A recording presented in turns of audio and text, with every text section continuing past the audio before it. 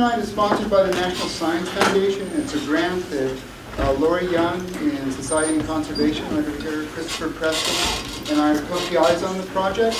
And a lot of the people that just walked in are scholars that are here from around the country to talk about this. And tomorrow night, tonight we're talking about the science of solar radiation management. Tomorrow night we have a panel of 4 scholars who are going to talk about the ethics of solar radiation management right here in the same room at 7:30. And so I think these things go together. We need to, kind of examine the science of this as well as the ethical and social implications. So tonight you actually are going to learn about the science of solar radiation management from probably, 3 of the people who are best prepared to talk about this topic. These are scientists who probably know as much as anybody in the world about this topic. And the 3 scientists that we have, the first scientist is Alan Robach, sitting here, and he'll be talking first. He's from Rutgers University. He's in the Environmental Science Department. He's got his PhD from MIT. He does interesting work not just in geoengineering, but in studies of volcanoes and aerosols in the atmosphere. He studied nuclear winter. He studies soil moisture. And also he was a Peace Corps volunteer in the Philippines. So these scientists have rich lives. Our other speaker who will be going next is Phil Rash, and he does work in aerosols and clouds, and a lot of studies on climate change and their role in climate change. Right now he's at the Pacific Northwest National Labs. He's the chief scientist there for climate science. And before that, he was at the National Center of Atmospheric Research. And I believe, if I have it right, David Keith, our next scientist, was a postdoc at the National Center for Atmospheric Research with Phil, probably a couple of years ago. Because David, he's now at the University of Calgary, but he's been doing climate energy work for over 20 years. If you go to his website, you see he does not just do this, and which is amazing because he does a lot on this. But the spectrum of things he does is truly amazing. He is the Canadian Research Chair in Energy, and he was one of the 20 environmental heroes of Time magazine, if I have that right, for 2020. And also one of the things that really interests me is he's doing a startup company that works on artificial trees that will sequester carbon from the atmosphere. So a very impressive group, and I think we'll welcome them and turn it over down to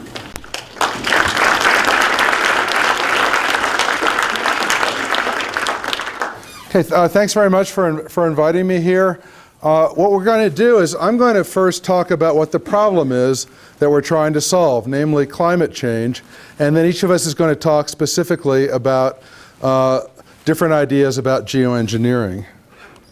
So this is a graph of the global average surface temperature for the last 120 years. You can see it's been going up as greenhouse gases increase, but it hasn't been going up uniformly. There were a lot of volcanic eruptions at the end of the 19th century, and then they stopped for about 50 years, and the planet warmed quite a bit as it took a while for the ocean to warm. After World War II, there was a lot of pollution in the atmosphere because of industrialization, and we call that global dimming, and these particles reflected sunlight and counteracted the effects of the greenhouse gases. But then the Environmental Protection Agency was founded, and in other countries around the world, the pollution didn't get any worse, and so these greenhouse gases have dominated for the last 40 years, and we've seen a pretty uniform warming of the planet. Now, if we look at this on a perspective of the last 1,500 years, what I showed you was this red line, which is just the data from thermometers. But we can figure out what the climate was in the past by using tree rings and other types of proxy evidence, and different people do the analysis in different ways, and you can choose which curve you want, but it was cold in the Little Ice Age, and this warming is unprecedented in the last 1,500 years. So when we talk about global warming, there's 3 fundamental questions. How will the climate change in the future? How will it affect us? And what should we do about it? We scientists can help answer these first two questions by studying past data, using climate models, working with people that work on agriculture and water resources. But what we should do about it is based on your values. Everybody can have their own answer to that, and scientists can't tell you because of their expertise what to do. We can just help you decide by telling you what the effects of each decision might be in response to climate change. So let me answer these questions. Considerable warming, glacier retreat, more precipitation, extremes of weather, both floods and droughts, extinction, stronger hurricanes, and sea level rise. All of these things are already happening, and we project they'll continue as the planet warms. How will it affect us? Well, in addition to this, there'll be some winners, but there'll also be losers, and it looks like there'll be more losers than winners. We're especially concerned about the threat to agriculture, to the food supply, and the threat to water. And pests will move away from the equator. There are national security threats. The U.S. military just released a quadrennial report saying climate change was the greatest threat to our security. So what should we do about it? Well, you can make your own decisions. If you want to slow it down, though, there are several options. There could be, one choice could be nothing. If you don't want to do anything, that's sort of what we've been doing so far. Mitigation is reduce the emissions. That's jargon for reducing the emissions of the gases that cause climate change. There's a certain amount of adaptation that we're going to have to do as we learn to live with a warmer climate. And then geoengineering, which is what we're going to talk about. So I have question marks after all of these. These are decisions for people to make. How do I know the answers to these questions? Well, some of it's based on my own research, but most of it's based on that of my colleagues. And it's the Intergovernmental Panel on Climate Change was set to answer these questions, and they have 3 working groups, 1, 2, and 3. Dr. Running was in working group 2 in the last report. I'm working on working group 1 now, and so is Phil. I think, did you work on this at all, Dave? Number 3. Yeah. So we've all participated, but we're not the only ones. There were 2,500 scientists working on this from almost every country on the planet. It was set up more than 20 years ago to tell governments what we know about climate change. And it was awarded the Nobel Peace Prize 3 years ago. I'm sure you heard that Al Gore got the Nobel Peace Prize. Well, he shared it with us, with the IPCC. He got it for communicating the science. And IPCC has written 4 reports so far, about every 5 or 6 years. In the summary for policymakers, so that non-scientists can understand, they use words like likely, that means there's a greater than 90% chance, or very likely, greater than 90% chance, likely, 66% chance, and so forth. So what has IPCC said?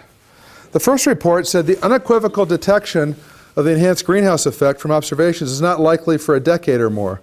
And this is a rather conservative statement. It was wrong because 5 years later, IPCC said the balance of evidence suggests a discernible human influence on global climate.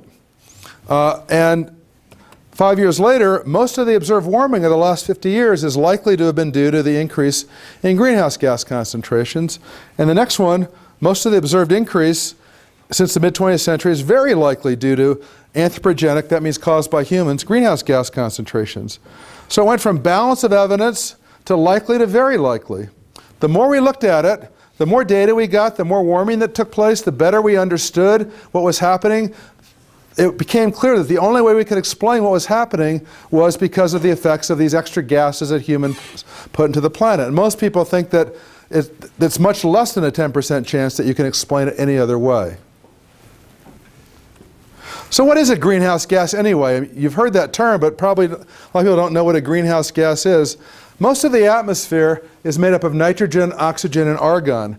And these have either 2 atoms in a molecule or just 1. And when it absorbs energy, it can vibrate like this, it can spin, it can go like this, but the frequency of vibration is not the same as the energy of the heat that the Earth gives off. We call long-wave radiation or infrared radiation.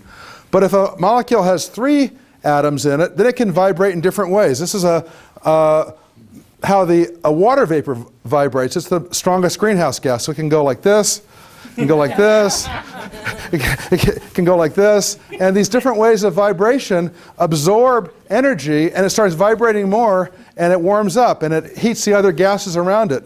And then if it decides to give off energy, it vibrates less. And that's how greenhouse gases work. And some of the energy they give off go down and heats the planet and makes it warmer than if these gases were in the atmosphere. They let the sunlight through, but they also send some heat down. So how has CO2 been changing in the past? A couple days ago, I went to the website for the Mauna Loa Observatory, which is on this beautiful island, the big island of Hawaii. Mauna Kea is up here where they have telescopes.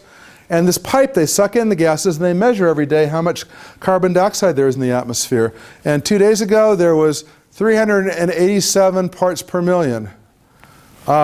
This spring, there was 393 or a little bit more. And there's a strong seasonal cycle. Does anybody know why there's a seasonal cycle of the CO2? Why it's been going down all summer and now it's just starting to turn around? Vegetation. Vegetation, that's right. In the northern hemisphere, in the spring when you get flowers and leaves and branches on the trees, that's carbon and it's sucked out of the atmosphere by photosynthesis. But superimposed on this seasonal cycle, there's an upward trend. The gases that humans put in, about half of them stay in the atmosphere and don't go out. And so the concentration's building up. This spring, that concentration was the highest it's been in probably 20 million years. Now, how do we know this? This has been measured for 50 years in Hawaii, and it started off at 315 parts per million, and now it's up to more than 390. And if you look at it from this angle, the curve is actually even going up like this. In other words, it's going up faster and faster. There's no evidence of mitigation. There's no evidence from the data that people have stopped putting this gas into the atmosphere. Now, what we can do is, to find out in the past, we can take an ice core. An ice core in Antarctica forms by it snowing, and then it snows again, and it builds up, and it gets compressed, and little bubbles of air get trapped in it. So what you can do is you can take an ice core out, you can date it by looking at the layers, and you can take it into a lab and crush it, and you can actually measure the ancient air that was on the planet more than 500,000 years ago. This is 650,000 years worth of data and from Antarctica, and this is CO2. These gray areas are when it was warm during interglacial periods like we are now. And so this is the temperature record. So it was, during warm periods, it was 280 parts per million, then 190 during the cold period, 280, 190, 280, 190, 280, 190, and now it's 390.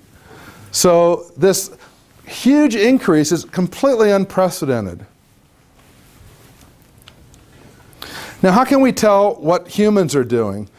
We can use a climate model. That's a computer program that calculates how the climate changes.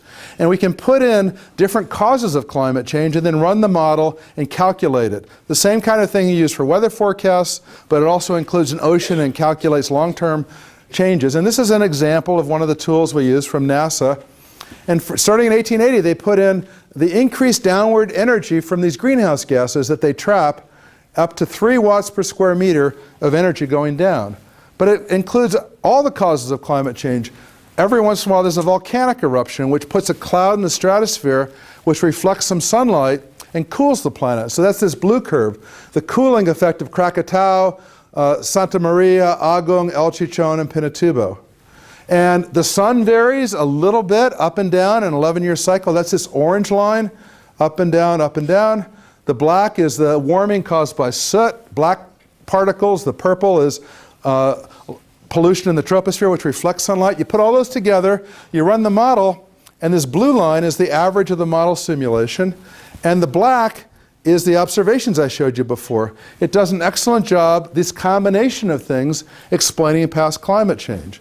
And you can just see from the causes, in the first half of the 20th century, maybe volcanic eruptions were pretty strong, but in the second half, humans are the strongest thing.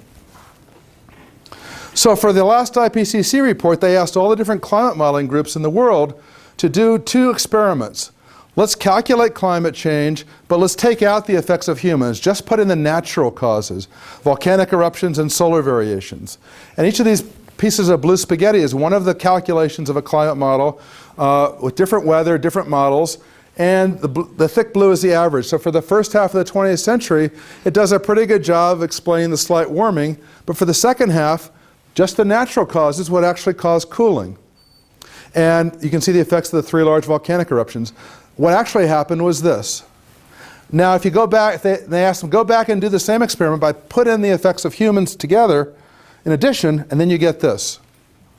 And it does a very good job of explaining the climate change. So the difference between this curve and this is why we say there's less than a 10% chance you can explain this warming unless you include the effects of humans. Now, here's an example of one of the climate models that was used. This is at the National Center for Atmospheric Research, where Phil used to work. And what it shows is blue for times when it's colder than normal for months, and red, yellow and red when it's warmer than normal. And weather is the most important cause of climate change on this short time scale. If the wind's from the south, it's going to be warmer than normal. If it's from the north, it's going to be colder than normal. And different weather patterns move across the planet and cause different changes. And what they did is they put in the observed changes of things that cause climate to change up to the year 2000. And after that, they said, let's assume business as usual, continuing to put greenhouse gases in. And they calculated what the climate change would be. And as you get into the future, the whole thing turns more yellow and red, which means that in places where in the future it's colder than average for that time, it's actually warmer than it is today. So weather is superimposed on climate. Climate is a long-term statistics. On any individual day or time of year, it can be warmer or colder because of the wind direction. But superimposed on that, there's more energy coming from these buildup of these gases in the atmosphere, and it gradually gets warmer. So you can't say on a particular day what it's going to be, but the average climate is getting warmer. Now, all the different climate models did similar experiments, and then we averaged them to get our best guess at what the future is going to be. And if we take the observations that I showed you up to 2000 and put these estimates for the future from all the different models with different scenarios of behavior, this is what we get. The red line is business as usual. Although it warmed less than 1 degree Celsius, a little more than 1 degree Fahrenheit in the last 100 years, the predictions are business as usual get about 3 degrees warmer in the future. Now that's a huge climate change. It's only 5 degrees colder during the last ice age. And if you project this onto the temperature for the last 1,500 years, the blue is the past climate from tree rings, the black is from thermometers, and these different colors are the future if we don't do anything. So that's why we're concerned. There's a huge amount of warming in our future if we continue to dump these greenhouse gases, mainly CO2, but also methane and other gases, into the atmosphere. So let's go back and look at the temperature record. Let's interpret it a different way. What this tells us is if we block out the sunlight by putting particles in the stratosphere, it'll cool the planet. We've already done that experiment. Or if we put particles in the troposphere, in the lower part of the atmosphere, we'll cool the planet. So this has said to people, well, maybe we should do this on purpose to counteract this warming that's coming. That's what's called geoengineering, the solar radiation part of geoengineering. And so this is from one of David's earlier papers showing different types of geoengineering. One is to put particles in the stratosphere, giant reflectors in orbit, brightening the clouds. There's a whole other flavor of them by taking the carbon dioxide out of the atmosphere, but we're not going to be talking about that here today. So there's outer space. You could block the sunlight by little disks in space. You could put a layer in the stratosphere, in the lower of the atmosphere. You could make clouds brighter, or you can make the surface brighter. And then these things of taking carbon out of the atmosphere are things that a different thing that's sometimes called geoengineering, but it's completely different issues. So here's a little cartoon. You could put something in outer space. You could put a cloud in the stratosphere. You could take clouds in the troposphere and make them brighter. Or you could make the surface brighter by making bubbles in the ocean, or by, I'm stuck to this word, or by painting your roofs white or painting the ground white. The two that have gotten most attention are putting a layer in the stratosphere or making clouds brighter.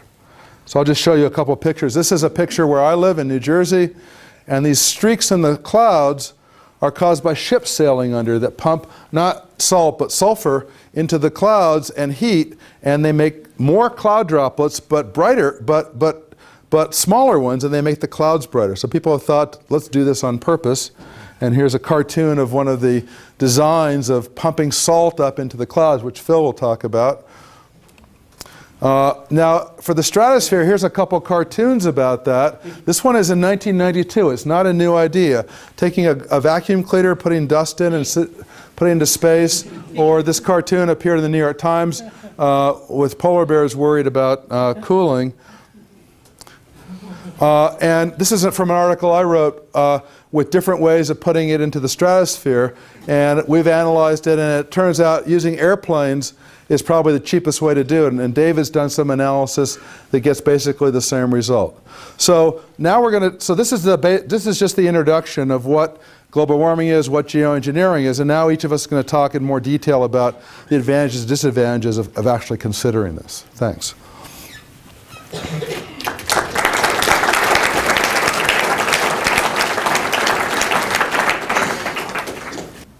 Okay, so I'm going to talk to you a little bit about one of the techniques which Alan mentioned before. It's come to be known as seeding of boundary layer clouds. People have considered seeding clouds for at least the last 50 years or so.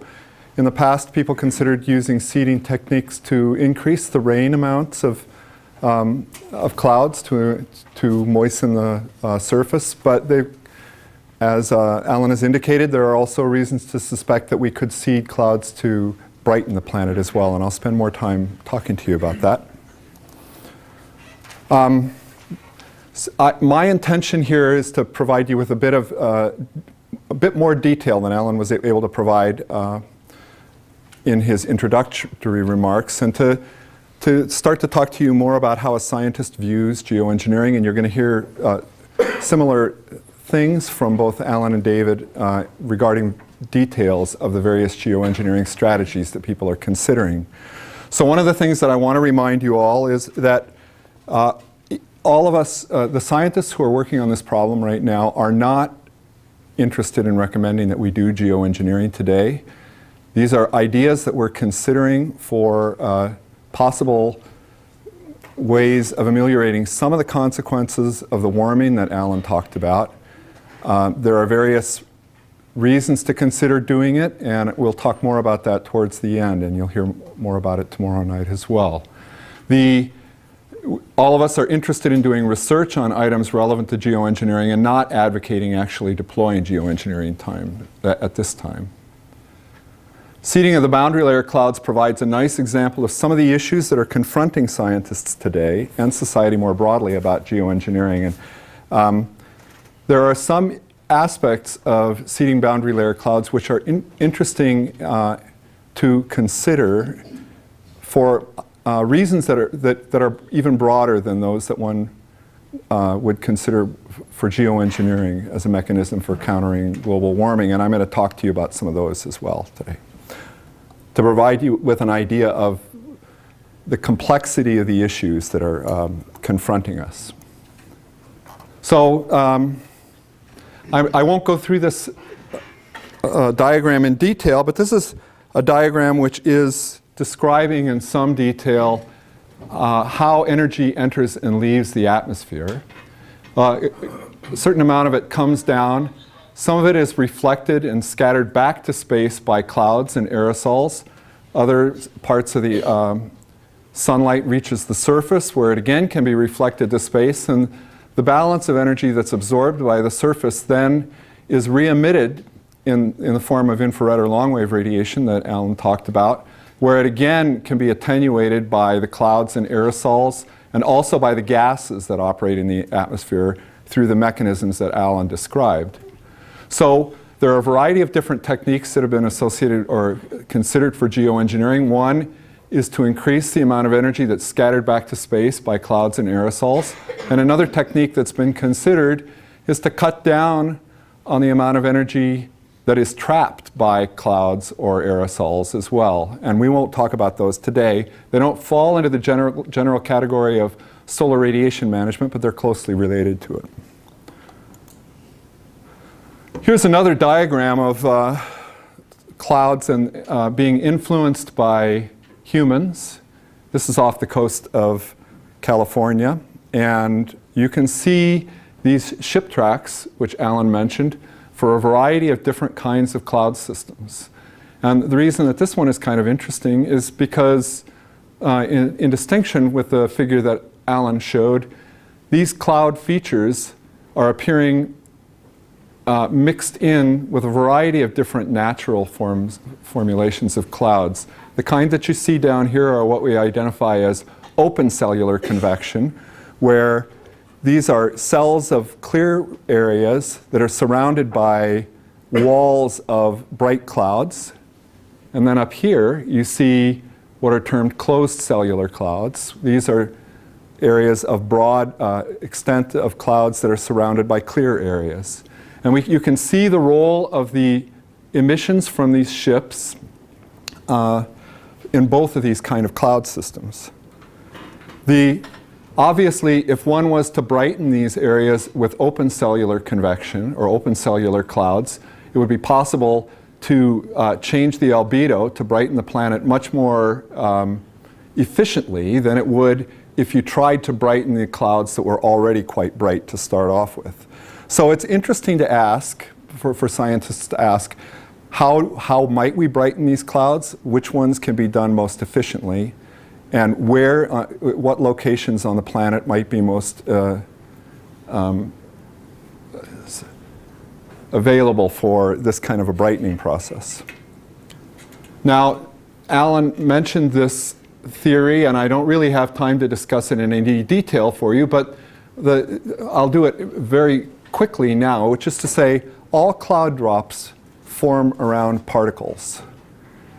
Just due to the thermodynamics and physics of cloud drop formation, water vapor likes to deposit on particles called cloud condensation nuclei. These particles are aerosols, and what one finds is that in situations where a cloud wants to form, if there are a lot of particles, then each of those particles act to compete for the water vapor, and they remain quite small. If there are only a few particles, then the water vapor which wants to condense on them all goes on to the few particles, and those particles grow bigger and they fall out of the atmosphere more readily.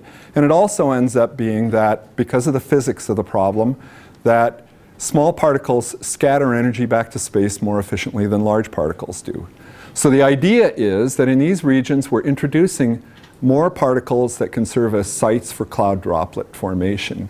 And those clouds will be brighter, and it ends up that an ancillary effect is that the clouds may last longer than they would otherwise. They don't tend to form raindrops as easily, so that you get kind of two ways of producing these brightening effects. Oh, sorry.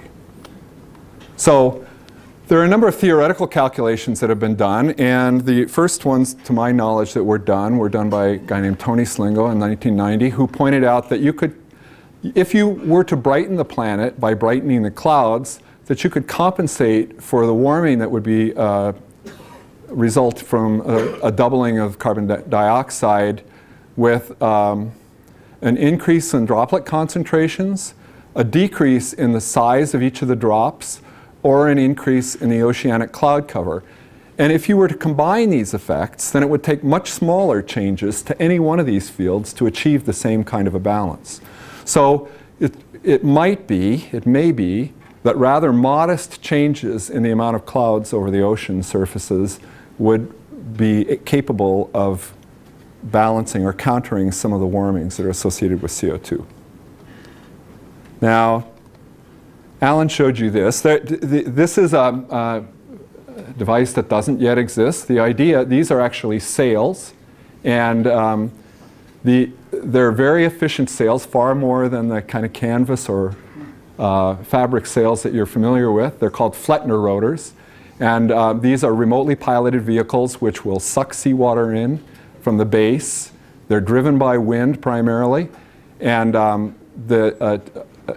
turbine is dragged underwater. It is used to power a device which sucks the seawater in, converts it to small salt particles, blasts these particles, or seawater particles actually, into the atmosphere where they evaporate and might serve as cloud condensation nuclei. This kind of a device doesn't actually exist, but in 1930, the first of these kind of sailing craft were actually, in the late 1930s, were invented and abandoned for reasons that I won't go into now, but really the reason that they were abandoned was because of the transition to fuel-based economies. So I want to make this quite a short talk, and I'm not going to spend a great deal of time telling you about the consequences of doing this kind of geoengineering, except to say that what we've done is to imagine that we could change the amount of drops in clouds over various parts of the globe, and to explore what would be the consequences to the planet if we were to do so. And I'm going to show you just one result from a climate model which uses these kind of scenarios, where the top panel here is showing you sea ice changes that would take place in a world in which CO2 was doubled without any other changes. The blue regions here are showing you regions where sea ice would be lost to the globe in late summer in the southern hemisphere and in the northern hemisphere. If we geoengineer the planet, then our climate models suggest that the sea ice returns with geoengineering. The blue areas are indicating places where there are significant losses of sea ice. White areas are regions where it's quite similar to present day sea ice amounts, and the red areas is where there's actually more sea ice than present.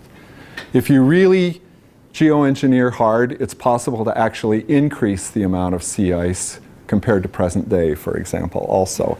And this is a consequence that many climate models predict for both the geoengineering strategy that I'm talking about as well as the ones that Alan and David will talk to you about. Now, the models which we use for studying climate problems are not actually capable of resolving the clouds. These red lines here are indicating the size of a typical volume that's treated in a general circulation model. There are a few hundred kilometers on a side. And if you look at the clouds in any detail, you can see that they're much smaller than the areas that we are capable of representing in our general circulation models. We represent the planet using these very coarse grids because we can't afford to represent the fundamental physics at the high resolutions that clouds resolve at or are resolved at. So we approximate the behavior of clouds in typical general circulation models.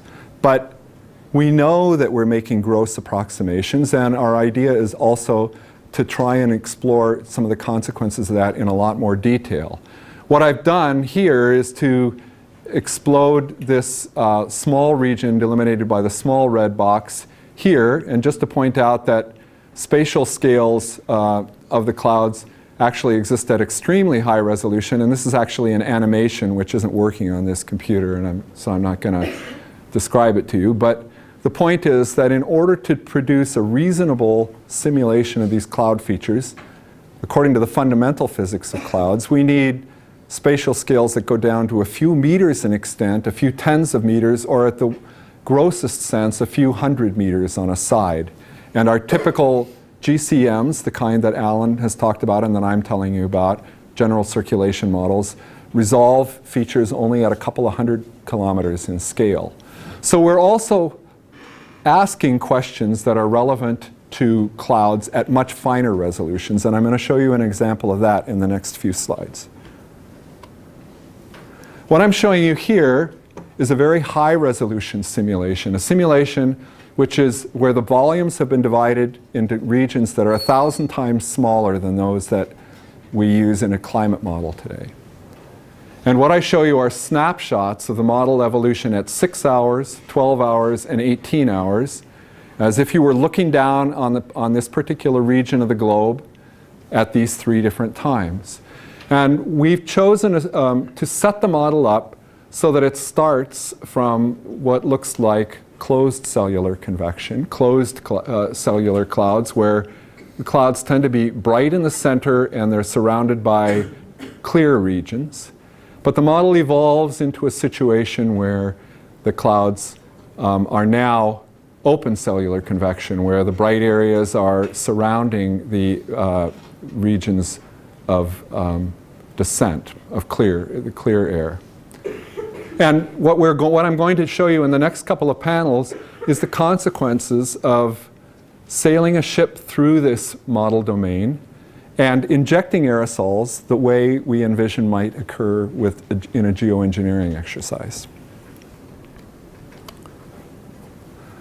The colored panel over here is showing you a snapshot of the distribution of the sea salt particles that we imagine have been injected into the atmosphere in this region. We've designed it so that the ship sails from left to right, and when it sails out the right end of the box, it re-enters the left end of the box. So this ship just keeps circulating throughout this model domain. At 6 hours, the sea salt particles look like this, at 12 like this, and at 18 like this. So after 18 hours of sailing the ship through the domain, it's pretty well saturated with these extra particles. And what you see is the consequences of introducing these extra particles into the model domain, where the clouds are much brighter in between, or in the region where the sea salt particles have been injected. And initially they haven't changed very much outside the plume of this ship. But as the model evolves in time, what you see is a curious effect where the regions outside of the plume are actually remain clear, but inside the plume where we've seeded, the clouds are distinctly brighter. And this scene is significantly brighter than the scene on the previous slide, where we didn't do any seeding at all.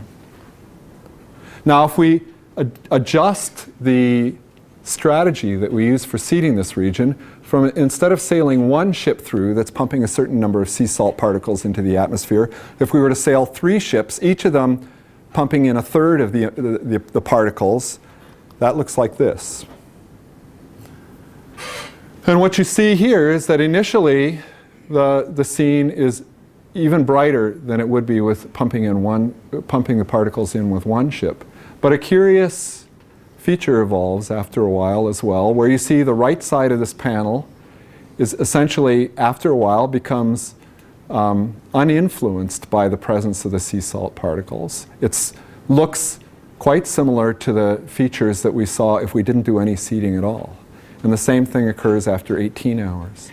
And the reason for this is because these clouds, the clouds on the right-hand side of the domain, weren't seeded early in their development. The ship started here and it moved over to here by 6 hours. So these clouds on the right-hand side of the domain have had a long period of time to evolve prior to the seeding. And what you find is that the clouds tend to develop precipitation. And once they've developed precipitation, the precipitation actually removes the sea salt particles faster than, or as fast as it's injected. And so when the clouds are raining, the seeding strategy doesn't really work.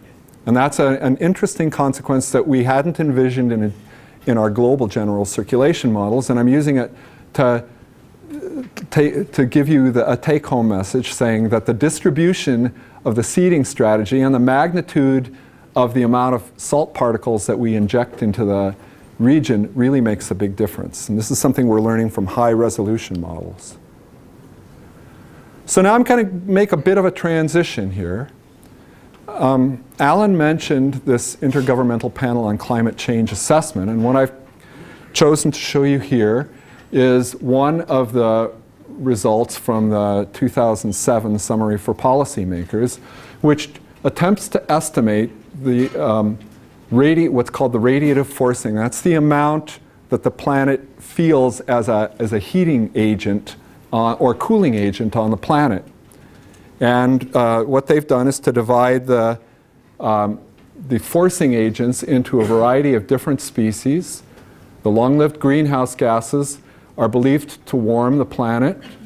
We have quite a high certainty that we understand how the physics of this phenomena occurs, how the warming occurs, and what its amplitude is.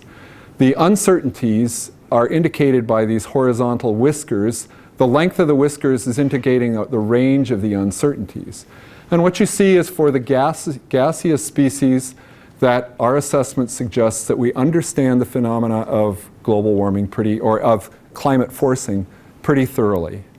But what you'll see also here are the forcing agents that are associated with aerosols. Here is what is identified as the direct effect. This is the amount of cooling or warming of the planet that is associated with the aerosols themselves scattering sunlight back to space.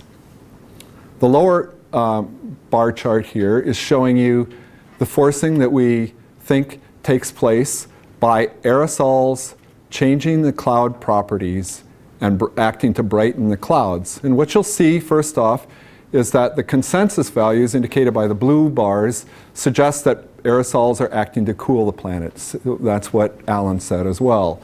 But you'll also notice the enormous range of uncertainty that you see here in the black whiskers. And the message that I'd like to leave you with is there's a lot we don't know about the way aerosols operate in the atmosphere. They're much less certain than than our understanding of the effect of the gaseous species. But we do believe that they generally cool the planet.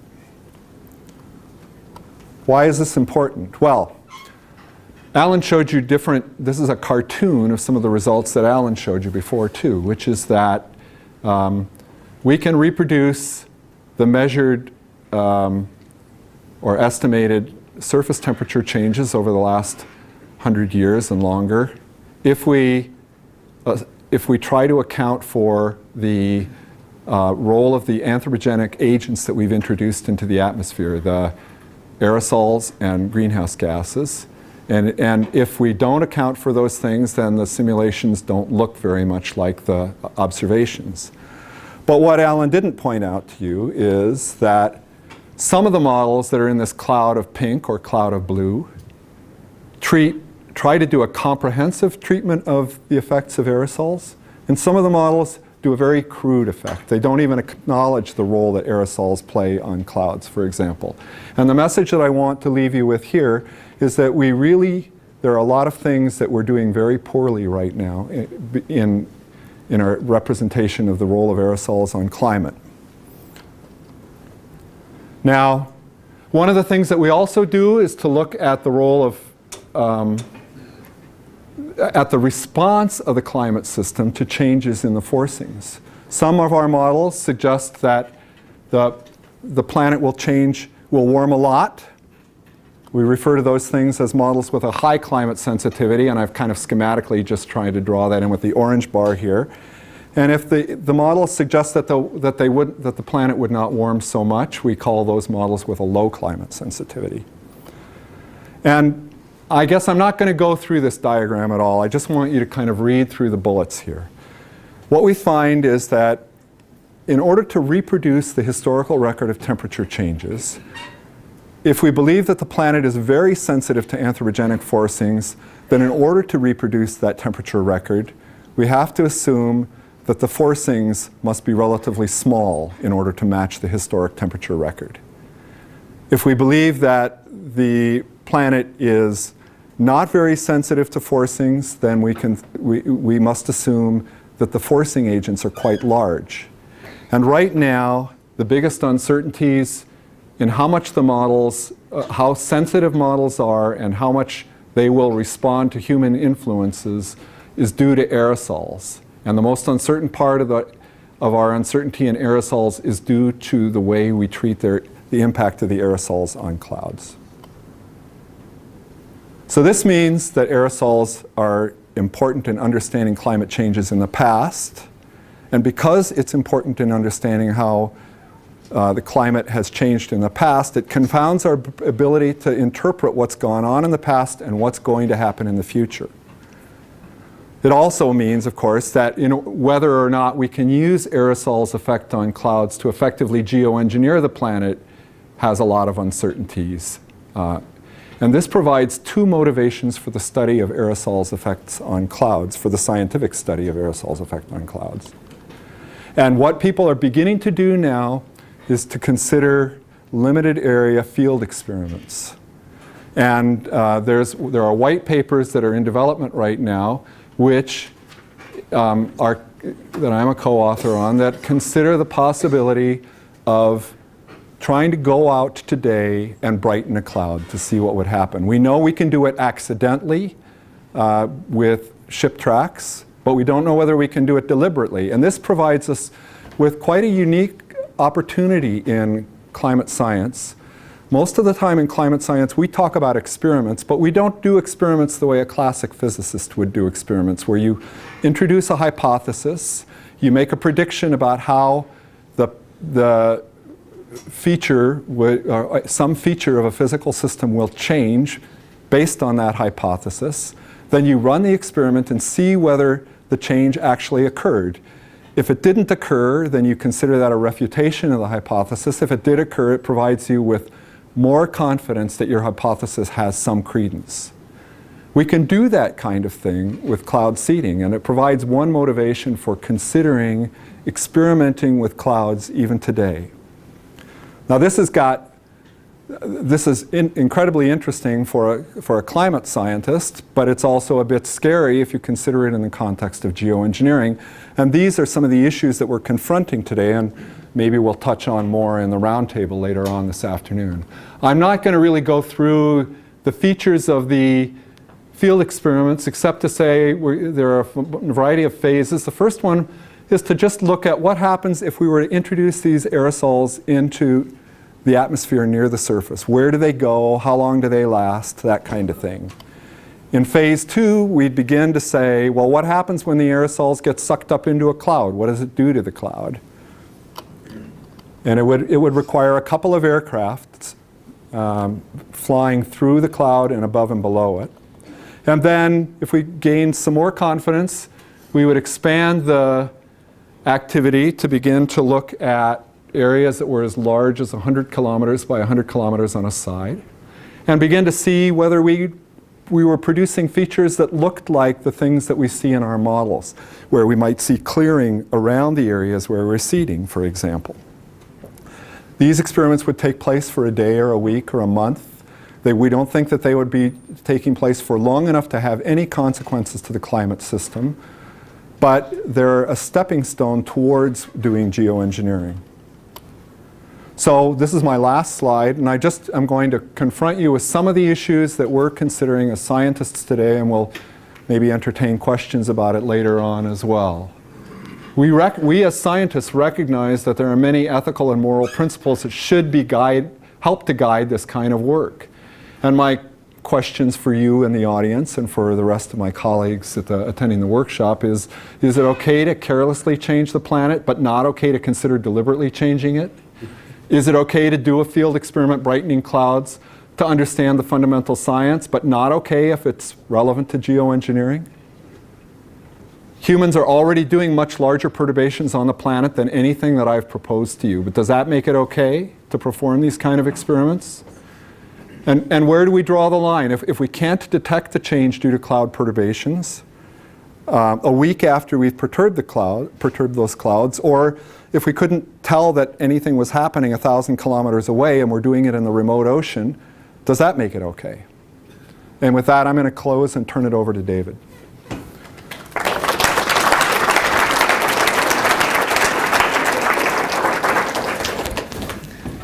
I'm going to pick up on Phil's theme about uncertainty in a couple different ways, because at least the way I think about it, uncertainty is pretty fundamental to this process. We're not certain about exactly how much climate change we get for a given amount of carbon pollution. We're not certain about whether any of these ideas will work the way we think. And we're not certain that even if they do work the way they think, that we can figure out socially how the heck we would control them. So I think I'll start. I don't have slides to match this, but I'll start by saying a few words about a specific piece of the climate engineering technical side that I'm involved in that I think is very analogous to what Phil just told you, and I think helps to link up the kind of technical uncertainties. Before I say that, I think I want to point out, as some of you may or may not sense, that even the basic fact that you could do this thing, this idea of deliberately reflecting some sunlight to cool the planet and partially compensate for the risks due to putting carbon in it, the fact that that's possible has been known since I was 2 years old, and known at the level of public reports to the President Johnson at that time. But there was essentially a taboo about talking about this until about 5 or 6 years ago. And so while scientists sort of generally knew it, it wasn't talked about. And even now, there's no formal research program in the US, although there are now formal research programs in the UK and Germany and the EU. When I say there's no formal research program, I mean no organized one. So we've had some money at Carnegie Mellon to work on these topics since the 90s, and Alan has some money and so on, but there hasn't been an organized research program. So as a consequence of that, not much has been done. So let me pick up on a particular example. The kind of geoengineering that I've worked on most in a technical sense, other than the whole policy and assessment side, has been the idea that you would put reflective particles in the stratosphere. And the most obvious thing you'd do is you'd imitate what volcanoes do. What a volcano does is it doesn't, you see all that cloud and smoke coming from volcanoes, but that's not directly the issue. A volcano emits a gas, sulfur dioxide. That gas gets in the stratosphere, but it doesn't form particles. It has to get oxidized to sulfuric acid, and that forms the particles.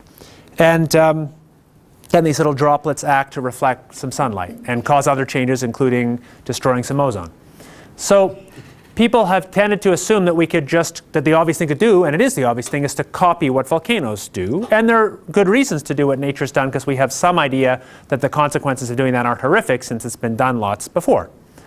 But recently, because nobody had time to look at it before, somebody took a kind of state-of-the-art model of the way particles form and stick together in the stratosphere and looked what would happen if we just continuously put SO2 in the stratosphere. And it turns out that this whole idea doesn't work as well as people thought, at least in some variants, because it turns out that almost all the sulfur that you put in, if you do it continuously, ends up going on to existing particles, and those particles get too big and they fall out too fast, and also big particles aren't so efficient at scattering light. So it doesn't work quite as well as people had thought. And then that same group that figured that out, which was a group of people who were the experts in stratospheric aerosols and ozone chemistry, I got involved and I suggested a fix, a technical trick, which involves spraying sulfuric acid directly out of airplanes as a vapor. Then that allows you to make the particles the size you want.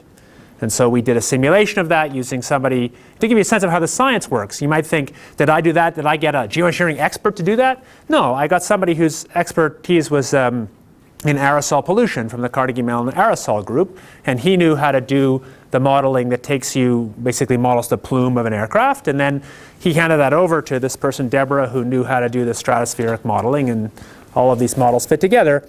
And the result seemed to be that it worked better than the other way. But I don't have that much faith in that, because it's a one-off. It's the first time we've done this. It seemed exciting. We got a paper out. That's nice for careerist reasons.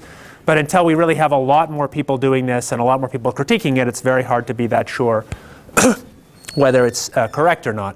But in any case, that result was a bit analogous to Phil's result, where he showed you those 3 panels at different times. And he had this sort of surprising result that when you in some cases, putting in the ships actually makes part of the field darker. So you can say sort of broadly, you could draw an analogy saying here in both these cases you start with a very simple idea. We put in stuff that makes things whiter, it's a good thing. And then when you start to look at this idea in detail, you see it's not so simple. Maybe there's actually feedbacks that make it not work as well as you think, there's unexpected things. And so stepping back from that experience, trying to generalize from what Phil's told you and I told you there, and Alan could say similar things, if we had the decision right now is not whether we should geoengineer. The decision is whether we should have a serious research program to understand it. And one product of that research program, I expect, will be that the whole thing will look more complicated and less kind of black and white and simple than it looks now. So you've had a lot of kind of science. I think I want to try and show you a cartoon if it plays, because it gives you some sense of some of the downsides here. I'll skip ahead a little bit.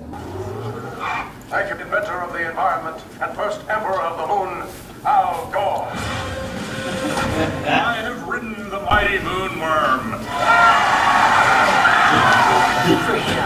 My fellow Earthicans, as I discuss in my book, Earth and the Balance, and the much more popular Harry Potter and the Balance of Earth, we need to defend our planet against pollution, as well as dark wizards.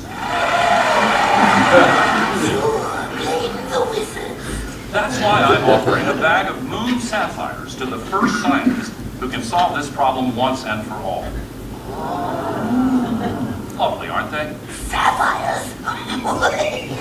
With those, I could open the gate of Garash. First up is Professor Ogden Wernstrom. Wernstrom! Ahem! Ladies and gentlemen, I have placed in orbit a giant mirror that will reflect 40% of the sun's rays, thus cooling Earth. Such mirrors have been seriously proposed.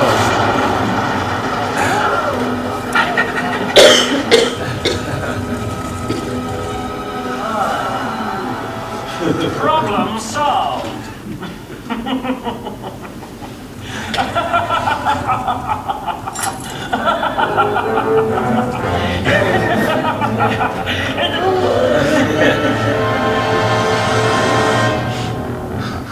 Oh, that's a little bright.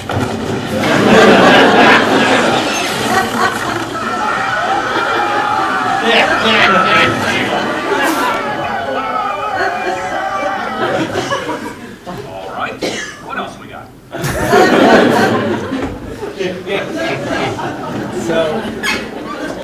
There are a lot of ways these things could go wrong, obviously.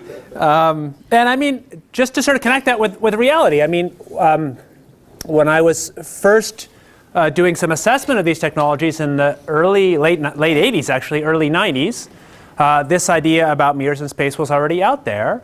And one of the potentials when you have a mirror in space is that it could be military for reasons that you can sort of get from that picture. So now I want to step back a little bit and say some things that complement what Alan said about the climate problem, but give you a slightly different framing that focuses on uncertainty more. So what Alan said about the extent to which we have this extraordinary increase in knowledge represented by the IPCC, I think is true, but it's also true that there's still a great deal of uncertainty. Not uncertainty in the sense of the climate deniers who are certain that the answer is there's no problem, but real uncertainty. And one way to represent that uncertainty is to think of a sort of roulette wheel. This is from the MIT group. The uncertainty is basically that we can't tell you, no matter how hard we study it, how much the climate will change if we put a given amount of carbon in the air. There's quite big uncertainties, and they're not getting smaller over time. Indeed, the current IPCC range of uncertainties is about the same as the one the Charney report got to in 1979. So we're basically spinning this big roulette wheel, and we could end up, even if we don't do anything business as usual to cut emissions, we could get lucky. It's just not very likely. And we could get horribly unlucky with quite significant probabilities if we don't do anything. But for reasons I'll come back to in a simple way, even if we do something, even if we work pretty hard to cut emissions, we just shift the odds to make the odds better, but we don't eliminate the risks of really bad outcomes. And that has to do with how long carbon acts in the atmosphere and the combination of that and the uncertainty. And to me, that's one of the fundamental reasons to take these ideas seriously, though not necessarily to implement them. I'll skip over this. And just to give you a sense of how long it lasts, we all have this idea nuclear waste lasts a long time, and it does. This isn't really a plug for nuclear power. It's just a mental anchor about how long it lasts.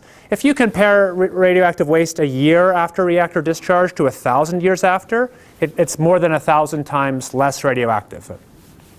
If you emit carbon dioxide in an increasing exponential way, which is roughly what we're doing, and then you suddenly stopped, 1,000 years later, the climate change is close to what it was when you stopped, 30–40% less. So this is very different from pollutants we're used to, like, say, air pollution, where when you finally get the political deal and spend the money to put the scrubbers on the power plants or do whatever you want for clean energy, the air gets cleaner in days. This is a very long footprint that we're making in the future. And that also means that cutting emissions now doesn't directly solve the problem of all the CO2 we've emitted in the past. That also means that we should think differently about responsibility, because we often hear about how China has now passed the US for emissions of carbon dioxide, but that's not for contribution to the amount of carbon dioxide now in the atmosphere. So another way to say this is just this huge inertia. If we begin to do what we ought to do, which is cut emissions, and to be clear, nothing that we've told you about reducing sunlight gets you out of the need to cut emissions. If you don't cut emissions, eventually you'll be in deep trouble, even if all these sunlight reducing things were to work perfectly, which is not a likely outcome. Yep. To say, the other thing that we haven't talked about at all is that none of these things solve some problems with increasing carbon dioxide. I'll say that, yeah. So they don't help you with ocean acidification. They don't. So these are things that are inherently imperfect. So I know we've been late. I want to go quickly, but basically, what you do is you build low emissions infrastructure like solar power, nuclear power, whatever is the kind you like, but that only gradually reduces emissions. But reducing emissions only gradually and even more gradually reduces concentrations, because the amount of CO2 is the sum of all the previous emissions, basically. And then there's some other factors. So the net effect is it's like you're driving a supertanker. So from the time we turn the wheel to begin to be serious about actually cutting emissions, to the time you see a real effect, this is not about geoengineering, this is just about emissions cutting. For the time we begin to really work to cut emissions, the time we see substantial reduction in risk is a good solid half century. Now, these facts aren't new. The basic facts about climate change aren't new. The facts about these methods aren't new. We've known these basic facts for a long time, and for whatever reasons, we decide to do nothing about it. I'm not going to read this slide, but just let me say, one argument I do not buy is that we should take these things seriously because we can't cut emissions. We absolutely could cut emissions. We could do it at a price that is low compared to many other things we're happy to pay for. We've made a social choice to do nothing, and our grandkids will look to us and think hard about why we made that choice. But it was a choice. So you could, with technologies we have in hand, no R&D, you could basically, over 20, 30 years, eliminate emissions in the US electric sector, which is 40% of the total emissions. And does that cost a lot? It would certainly cost something. The idea this will all be for free and the green jobs will mean that it's a net gain is nonsense. But the costs are, in many ways, comparatively low. We're talking about a few percent of GDP. This is similar to the cost of all environmental controls, for which we get a great benefit, by the way. It's a little bigger than, but kind of like current military spending. It's much smaller than healthcare. It's a year or two's GDP growth. This is the kind of sacrifice we could afford if we wanted to and still have the kind of rich, overconsumptive lifestyles we have and solve this problem. We've chosen not to, and I'm not going to go into why. And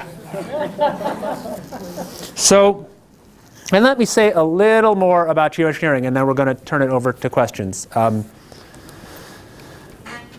Alan said this a little bit. And I'm just going to now take the next bit of slides. Alan already told you about these two kinds, to talk about these particular fast, cheap, and imperfect statements, and then close. So the fact that it's fast is important because it gets back to this thing about inertia I said earlier. The fact that it's fast, technically fast, that doesn't mean it's socially fast to make the decision to do it, but technically fast, gives you the option to decide to do this after you find out, or at some level after you find out where the roulette wheel lands. Gives you some chance, not perfectly, to sort of dodge the bullet. So what essentially we're saying is if it turns out that roulette wheel is landing in a pretty good place where the climate isn't too sensitive to CO2, then we don't bother. But if it ends up that the climate's very sensitive, then we might really need to do this, even if we've also worked hard to cut emissions.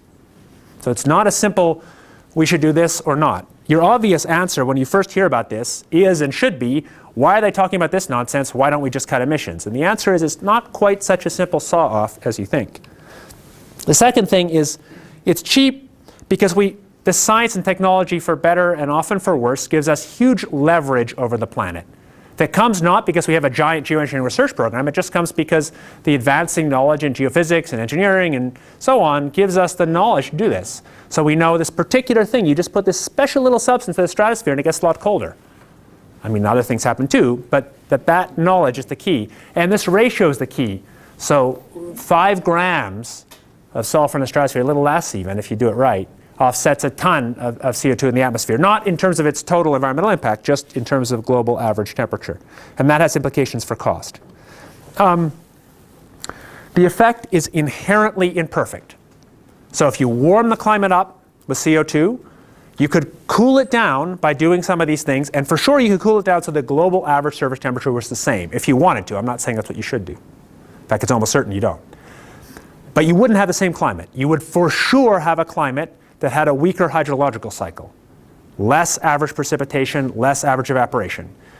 That's not necessarily as bad as it sounds, because it's really the difference between them which determines soil moisture, and you can't draw simple conclusions from that to crop productivity, but it's true. You can't make a perfect offset. And that's not something that we can technical fix away. So it's important to say that our understanding is that it is inherently imperfect. That is, that future research isn't going to find a bunch more knobs that allow us to just nail it. Probably future research will show that it's more imperfect than we now think. But it also is important to say it's not as imperfect as some people might say. So you'll hear comments on the blogosphere that doing this will terminate the Indian monsoon and everybody will die from crop starvation in India. And that's a possible outcome, but it's not the outcome that you get from looking at most climate models. And indeed, the sort of balance of evidence suggests that doing this at least a little bit would actually be a benefit to crop productivity in the poor world. Here's a sense of the difference, and it shows you the difference between temperature and precip. And I think I'll just do one more slide after this. So in each case, blue is climate change without geoengineering, and red is with a certain amount of geoengineering. And this is the amount here for these different regions. And this isn't actually in temperature units, it's in the ratio of temperature to the annual variation in temperature, but just don't worry about the units. And so you can see that across all these different places, on temperature, geoengineering does a pretty spectacular job of bringing you back towards the pre-industrial should you want it. On precipitation, it does a less good job. It still, overall, makes the precip closer to pre-industrial than before, but not so well. And there's some regions where it's definitely not doing that. And we played around with this. Kate Rickey, a physical science student, and Juan, an economist, we played around with doing this, and we've weighted these areas by population and by money to kind of look at inequality, and also by land to sort of look at the natural inequality. And there's no question it's unequal, but it may not be as unequal as one sometimes hears. So last slide.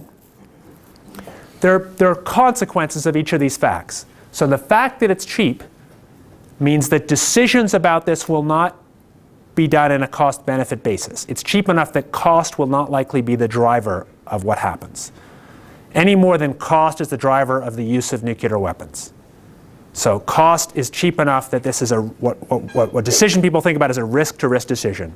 The fact that it's cheap means that in principle, quite poor countries could afford to do it because they could buy the tools to do it.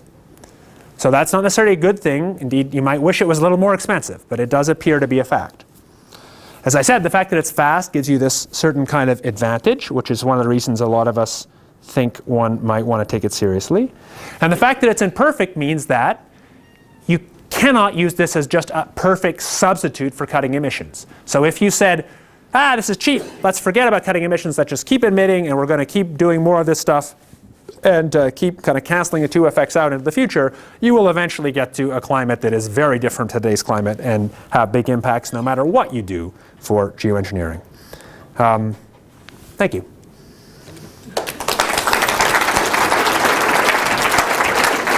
So now we're all going to come up, is that right? The plan was for me to give an introduction about the basic science and then each of us to talk about different things about geoengineering. So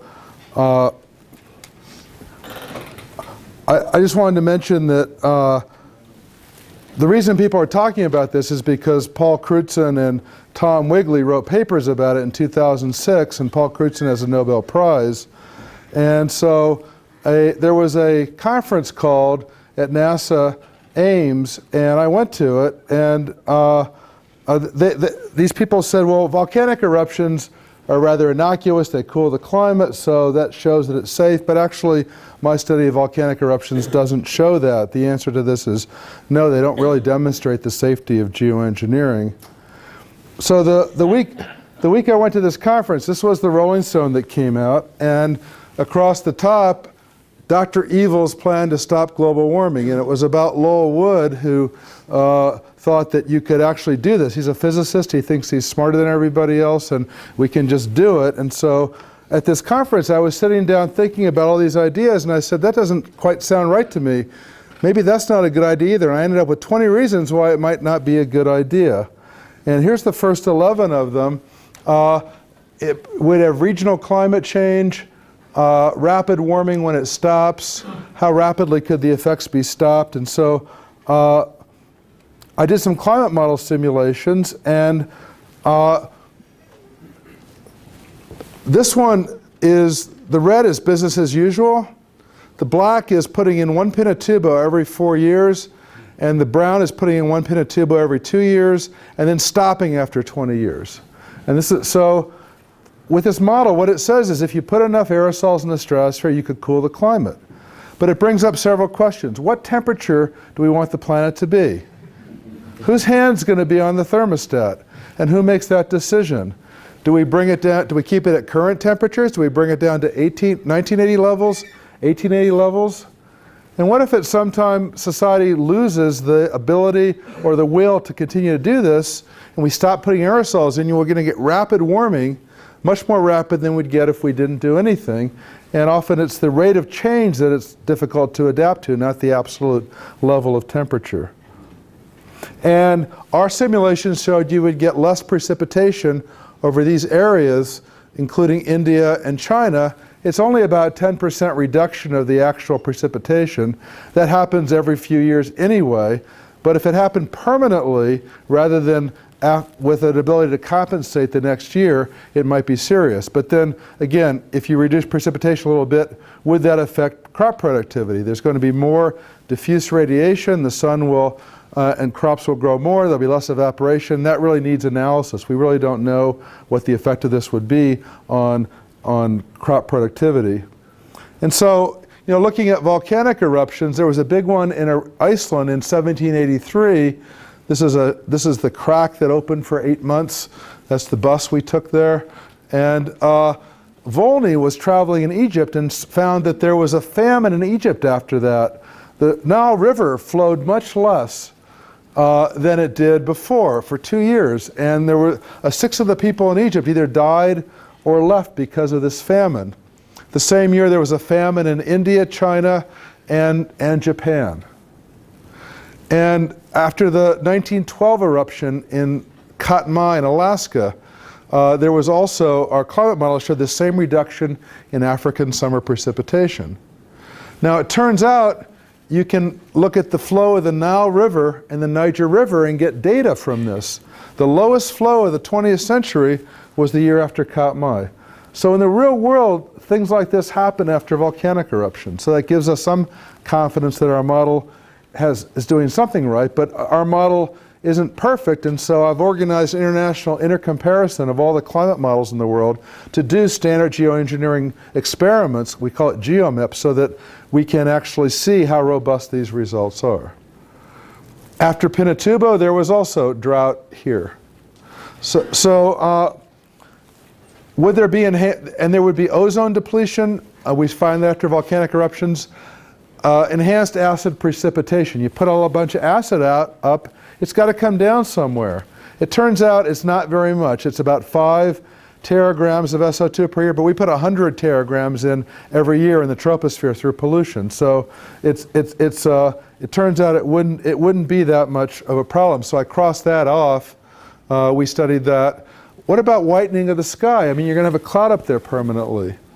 So there are beautiful sunsets, though, like we have after volcanic eruptions. So this is in Hawaii. I put a camera here looking up at the sky after Pinatubo, and indeed it looked whitish. And if you look at the data, this is from Hawaii. This is the amount of sunlight. This is after El Chichon, after Pinatubo. And this is how bright the sky is without the sun, the blue sky. After Mount Pinatubo, there was 175 watt per square meter reduction of the sun, and the sky was 140 watts per square meter brighter. So a lot of the compensation of blocking out the sun made the sky brighter, and a 34% reduction. Now, one of the solutions to global warming is solar power, and the most efficient way is to focus with a mirror the sunlight. There were already some systems like this in California after Pinatubo, and it was a 34% reduction in electricity generation after Pinatubo. So this indicates that if we did geoengineering permanently, there would be an effect, probably not this large, but there would be an effect on solar energy generation. So what about this effect of the changing amount of sunlight and skylight? It turns out that plants grow a little better when there's more diffuse radiation, so it captures more CO2, but it would completely change the ecology, and so nobody's really studied this in detail, but there might be also effects on the natural world. So what about the environmental impacts of aerosol injection? Would you want an airport or a gun near your house? And then here's the other 20 reasons. Human error. People make mistakes. Anybody drive here today? Did you wear a seatbelt? So you understand this concept. What about unexpected consequences? That could be positive or negative ones, but how do we even know what they are? And then there's these ethical issues, which is what we're here to discuss at this conference. What if people think it's going to work? Maybe they won't try very hard to reduce greenhouse gas emissions. Or it might work the other way. People might think it's so scary that they might try harder to reduce greenhouse gas emissions. But what about the use of the technology for military purposes or commercial control? What if the BP Geoengineering Corporation is doing this? Whose interests would they have at heart? There's a history of this already in weather modification. And there's a treaty, because the US tried to seed clouds during the Vietnam War, that prevents any environmental modification for hostile techniques. What about, could it be tremendously expensive? That was one of the things I wrote down, but I've crossed that out because we studied it and it wouldn't cost that much. And then even if it works, whose hand will be on the thermostat? And do we actually have a moral right to advertently modify the climate?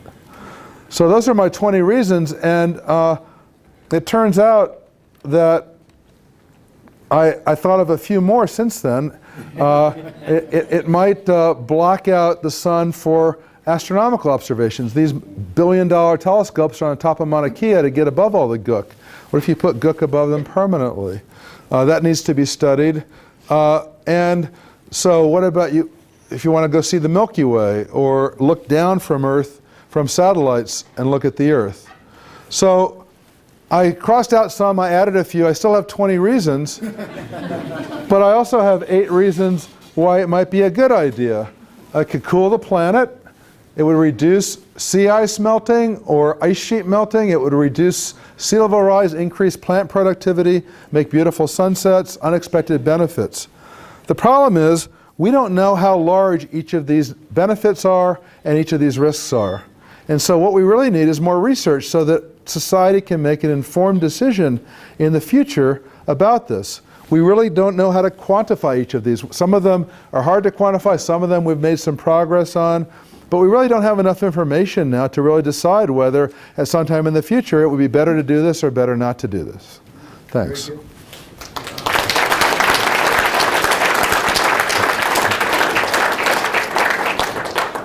So we'll let you guys maybe just pick somebody that looks like they have a good question.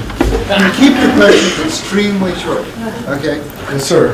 Okay, this in regards to communications. Now with the satellites, we don't have too much problem with ionospheric energy being absorbed or attenuated with particles in the atmosphere, but ships do still depend on being able to bounce signals off the ionosphere to shore and so forth and so on. And I have noticed this personally as radio ham, that long-distance communications is getting worse and worse and worse, even though the sunspot cycle is going better. So put a lot of particulate in the air and it attenuates the RF energy big time. So the question is, would this geoengineering affect radio transmission that bounces off the ionosphere? And as far as I know, it would not. We're talking about a cloud much below the ionosphere in the lower stratosphere, and the wavelengths of radio transmission I don't think would be affected, although I'm not an expert in that. But I don't think it would have much effect at all. Is that right? Yeah, pretty basic physics says not an issue. Lots of other issues, but not that one. Back there? In the back. Just wondering what the timescale would be if we decided to implement this project. From the decision to undertake it, how long would it take us to start pumping in particular matter into that area? Can I give really 2 completely different answers? So one is the the question is, how long would it take to do this if we decided to start pumping stuff in the stratosphere? So The answer is, if you really wanted to do it quickly, you could start in a year or two. So, we went to an aircraft engineering company and said, what would it cost to do this and what would be the trade-off? And we'll release this whole report actually now just another couple of weeks. And the answer is it's quite similar to existing aircraft technology. And so if you had a crash military kind of priority, you could be doing it in a couple of years. That would be crazy. I think the interesting other version of that question is, if you wanted to have the capability to do this, and have a capability to do it in a way that was nuanced, so you had some sense of what the risks were, and you had the ability to monitor what the effects were, and monitor how much you were doing, and you were set up in advance to be able to look for the unexpected risks insofar as you could, how long would it take you to be ready to get there? The answer is quite a long time. So if you start a research program now, maybe for 10 years or so, that research program is basically just indoor research between consenting adults and maybe some very small experiments like Phil's. Phil's experiment has less climate impact than all of us flying here to this meeting. I'm not making that number up. I've tried to calculate that. And so you could do little things like that. And then if after 10 or 15 years there was some broad level of some sort of social consensus or governance that seemed to say that it was okay, and there was a reason to start, you could then try what it basically is doing this, but do it at what we call subscale deployment, where you begin to work your way up and get a sense of what the problems were. And only then, probably 20 or 30 years from now, would you be in a position to do it in a kind of reasoned way. So those answers bracket the questioning. Going back to the image of the ships and how they're seeding the clouds, I'm curious how factory emissions or city emissions compare with that, and if your research is focusing on oceans rather than land areas, why is that? Okay, so the question is, how do the emissions that would be needed to geoengineer from ships compare to the emissions that are currently taking place over land, anthropogenic emissions from land? That was part of it. And then the second part? Well, if your research is focused on... why are we doing it over oceans versus doing it over land? And the answer is, the answer to the second question first is that oceans are much darker than land. And so that if you put something bright over an ocean, you get more bang for your buck than if you put it over a bright surface like some parts of land or polar regions or something like that. The answer for the second question is that the emissions over the oceans would probably be a sizable fraction of the emissions that we have historically put over the land masses. That's my suspicion. I haven't calculated it, but for the reasons that Alan articulated, where we suspect that over the last 4 or 5 decades, the anthropogenic emissions that originated over land have had a significant impact on the climate, acting to counter some of the warming that we would otherwise see, suggests that it's a non-negligible amount that that we have been putting into the atmosphere today, even over land. In fact, that the last decade has warmed a little bit less than the previous decade. Some people attribute to the huge increase in emissions from China and India, that the sea ice is melting so fast over the Arctic might be partially due to the fact that the emissions that go into the Arctic have been cleaned up a little bit. But there have been some climate model simulations of brightening clouds just over the ocean, and it's a very regional effect on the climate. It's not the same as blocking out the sunlight evenly over the whole planet, which you would do with a stratospheric cloud. And some of them show that you would have effects on precipitation in remote areas. One experiment showed that the Amazon would be seriously affected if you brighten the clouds over the Atlantic. But other models don't. And so we really, again, need to have a lot of studies of what the effects would be. But it's a rather much less perfect. I mean, why do you want to cool the oceans? We live on the land. I mean, why, the ice that's melting is on the glaciers is on the land, and so it wouldn't have the same effect as reducing the sunlight everywhere. And so, as David said, all of these are imperfect, and that needs a lot more study to see how effective it would be. Well, thank you. It is, I'm sorry we don't have time for more questions, but... We have, do you want to, well, we're it is- happy to. Yeah, it is 9 o'clock, so... So I think we'll, if you want to come on down and ask some questions, they'll be around for a couple more minutes. And thank you for coming, and come back tomorrow night, 7:30, to talk about the ethical issues that arise from this as well. So thank you. Thank you.